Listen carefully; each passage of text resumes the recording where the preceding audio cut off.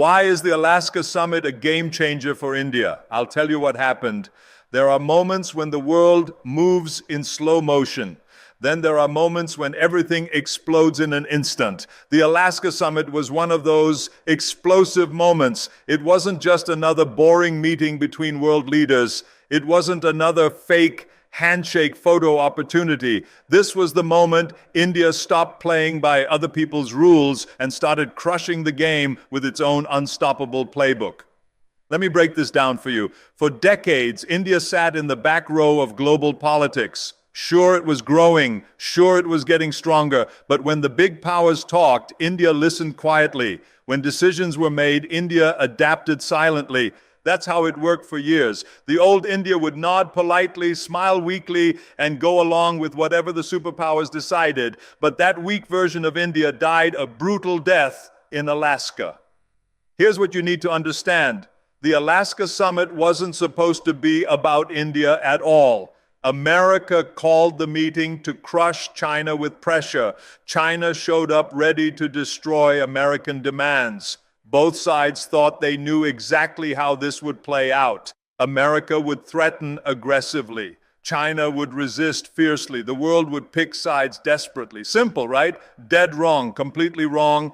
India walked into that freezing room and shattered the entire game. Not by shouting loudly, not by making empty threats, but by doing something neither America nor China expected. Something powerful, something shocking. India said no, not to one side, not to the other side. India said no to the whole ridiculous idea that the world only has room for two superpowers. Think about how absolutely powerful that is when everyone expects you to choose Team A or Team B and you create Team C instead. That's when everything shifts violently.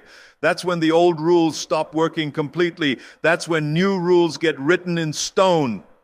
You want to understand what really happened in that cold Alaska room? Let me paint the brutal picture. The Americans came in arrogant and confident. They thought they could corner India like a trapped animal, make India choose between staying friends with Russia or staying friends with America, force India into an impossible position. They thought India would crack under massive pressure. They thought India would break completely. They thought wrong, dead wrong. The Chinese came in ready to fight viciously.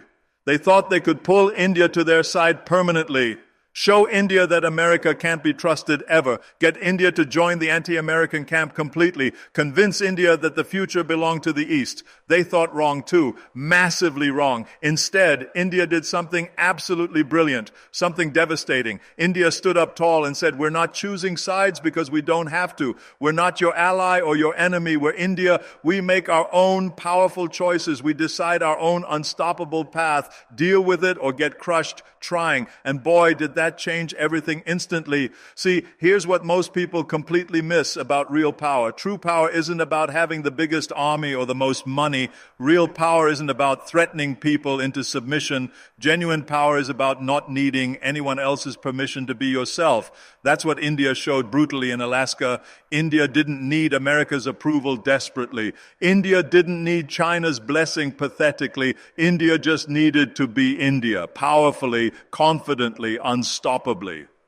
The moment that happened, the whole world shifted violently. Suddenly, it wasn't just America versus China anymore. Suddenly, there was a dangerous third player in the game, a player that couldn't be bullied easily, a player that couldn't be bought cheaply, a player that was strong enough to stand alone against anyone. Let me tell you something brutal about respect. You can't ask for it politely. You can't beg for it desperately. You have to take it forcefully. You have to demand it powerfully. And that's exactly what India did in Alaska. India took the respect it deserved ruthlessly, not through violence, not through empty threats, but through pure, unshakable, devastating confidence. The Americans learned something shocking that day. They learned wouldn't treat India like a weak junior partner anymore. They learned India had grown into something powerful, something dangerous to ignore. The Chinese learned something brutal too. They learned they couldn't treat India like a helpless pushover anymore. They learned India could bite back viciously. And India learned the most important lesson of all. India learned it was ready to be a crushing superpower. But here's where it gets really explosive. Alaska wasn't just about those three massive countries. Every other nation in the world was watching carefully. Every small country that had been pushed around brutally by the big powers, every medium-sized country that had been ignored completely, they all saw what India did powerfully, and they realized something huge, something game-changing. If India can stand up fearlessly to both America and China, maybe we can too. If India can say no aggressively to the superpowers, maybe we don't have to say yes pathetically all the time either. That's how one explosive moment changes the entire world order permanently. Think about it like this brutal reality. For decades, the world worked like a vicious school playground. America was the biggest kid who made all the rules violently. China was the other big kid who wanted to make different rules aggressively. Everyone else just tried to stay out of trouble desperately. But in Alaska, India became the dangerous third big kid, the one who said, we're making our own powerful rules now. Deal with it or get destroyed. And when you have three big kids instead of two, everything changes dramatically. No one can control the playground anymore completely. No one can boss everyone else around easily. Everyone has to negotiate carefully. Everyone has to compromise painfully. Everyone has to show respect forcefully. That's what makes Alaska a complete game changer. It broke the two-player game that had controlled the world brutally for so long. It created a three-player game where India holds the deciding vote powerfully. Let me give you some crushing examples of how this plays out. When America wants to pass something in international organizations, they need India's support desperately. When China wants to block something, they need India on their side completely. When India wants something done, both America and China have to listen carefully. They have to pay attention. They have to show respect. That's real power, not the power to destroy everything, the power to decide everything, the power to say yes or no and have the whole world pay attention immediately. Now, here's what this means for ordinary Indians everywhere. For the first time in modern history, India doesn't have to apologize for being Indian. India doesn't have to copy Western ways desperately or Eastern ways blindly. India can be proud of being exactly what it is, powerfully Indian, confidently Indian, unstoppably Indian. When your country commands respect on the world stage, that respect flows down to you automatically. When other nations take India seriously, they take Indians seriously too. When India's voice matters in global decisions, your voice matters more in your own life. That's how power works. That's how respect spreads. This is bigger than politics completely. This is about dignity. This is about pride. This is about 1.5 billion people finally getting the recognition they've earned through hard work, sacrifice, and endless patience. But let's talk about what happened immediately after Alaska, because that's where you really see the game-changing effects exploding everywhere.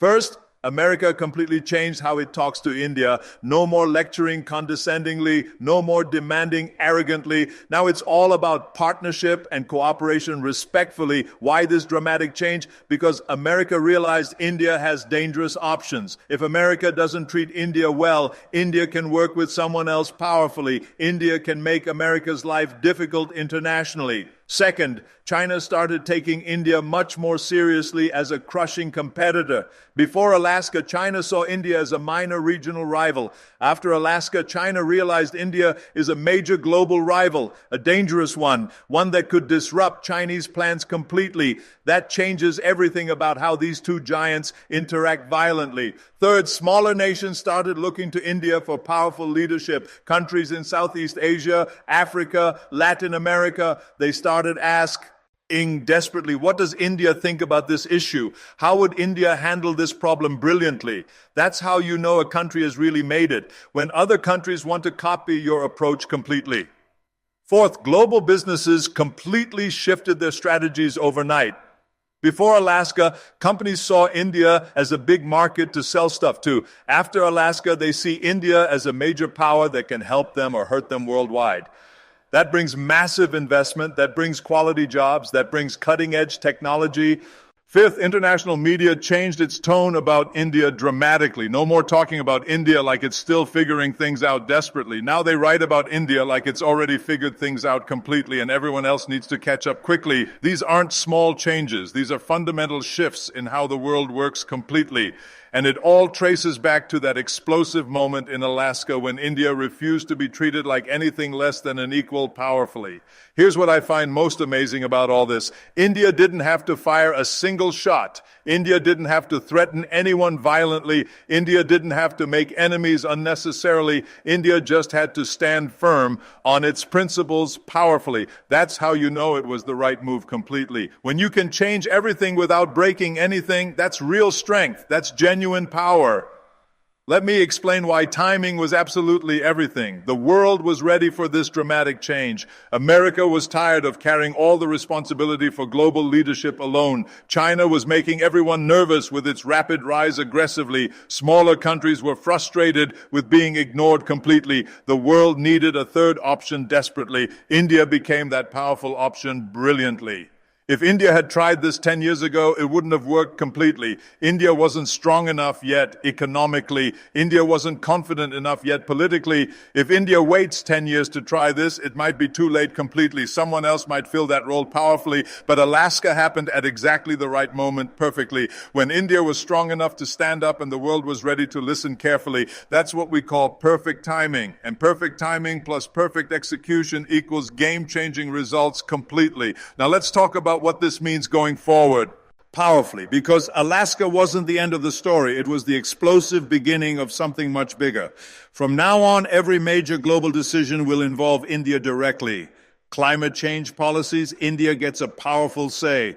Trade agreements, India gets a crushing say. Security arrangements, India gets a deciding say. That's what happens when you become a tier 1 global power. You don't just react to what others decide weakly. You help decide what gets decided powerfully. This creates incredible opportunities for India everywhere. In technology, India can set standards instead of following them blindly. In trade, India can demand fair deals instead of accepting whatever is offered weakly. In diplomacy, India can broker solutions instead of just supporting other people's solutions pathetically. But with great power comes great responsibility heavily. India now has to think about global problems, not just Indian problems. India has to consider how its actions affect everyone, not just Indians. India has to be a leader powerfully, not just a player weakly. The good news is India is ready for this massive responsibility. India has always believed in fairness strongly. India has always supported peaceful solutions consistently. India has always respected other nations' sovereignty completely. These values make India a natural leader in a multipolar world perfectly. Here's what makes India different from other superpowers completely. America often uses its power to control others forcefully. China often uses its power to intimidate others aggressively. But India uses its power to balance others carefully. India doesn't want to rule the world completely. India wants to help the world work better for everyone. That's why Alaska was so critically important. It showed the world that superpower doesn't have to mean super controlling. It can mean super responsible. It can mean super fair. It can mean super helpful to everyone. And that's exactly the kind of superpower the world needs desperately right now. The ripple effects of Alaska continue spreading powerfully. Regional powers are rethinking their strategies completely. International organizations are restructuring their approaches.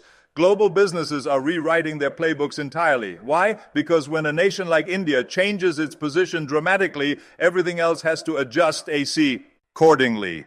Look at how military alliances are shifting. Countries that used to automatically side with America are now considering India's position carefully. Countries that were moving toward China are now thinking twice about ignoring India completely. That's the power of balance. That's the strength of being the third option. Economic partnerships are changing too. Trade routes that ignored India are now going through India. Investment flows that bypassed India are now targeting India specifically. Technology transfers that excluded India are now including India necessarily. When you become strategically important, everyone wants to be your friend powerfully.